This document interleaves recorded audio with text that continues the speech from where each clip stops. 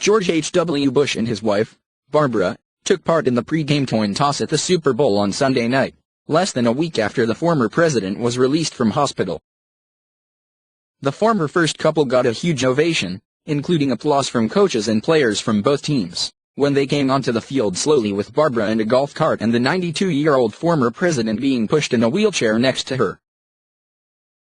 The Bushes often attend games of the Houston Texans, the host stadium for its second Super Bowl. Mr. Bush hinted at his appearance earlier this week when he tweeted a picture of a spinning coin, along with the message, "Getting fired up for Sunday and Super Bowl."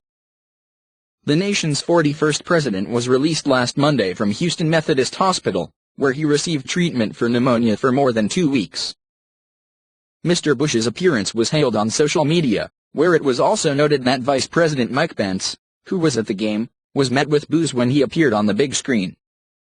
Former President George Bush flips the coin and crowd loves it. But when VP Mike Pence was shown on big screen, resounding boos, Juliet McCurr, New York Times reporter, said. Mr. Bush was experiencing breathing difficulties when he was admitted on January 14. During his treatment, which included a stay in intensive care, doctors inserted a breathing tube and connected him to a ventilator. He was joined at the hospital by his 91-year-old wife, Barbara, who spent 5 days there for treatment of bronchitis until her release a week ago. The couple's 72-year marriage is the longest of any presidential couple in U.S. history, and the former First Lady was with her husband during much of his stay, including when she was hospitalized for her own treatment.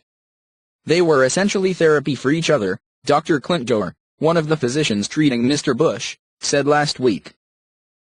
Bush, who served as president from 1989 to 1993, has a form of Parkinson's disease and uses a motorized scooter or a wheelchair for mobility. Despite his loss of mobility, Mr. Bush celebrated his 90th birthday by making a tandem parachute jump in Kennebunkport, Maine. Last summer, Mr. Bush led a group of 40 wounded warriors on a fishing trip at the helm of his speedboat, 3 days after his 92nd birthday celebration.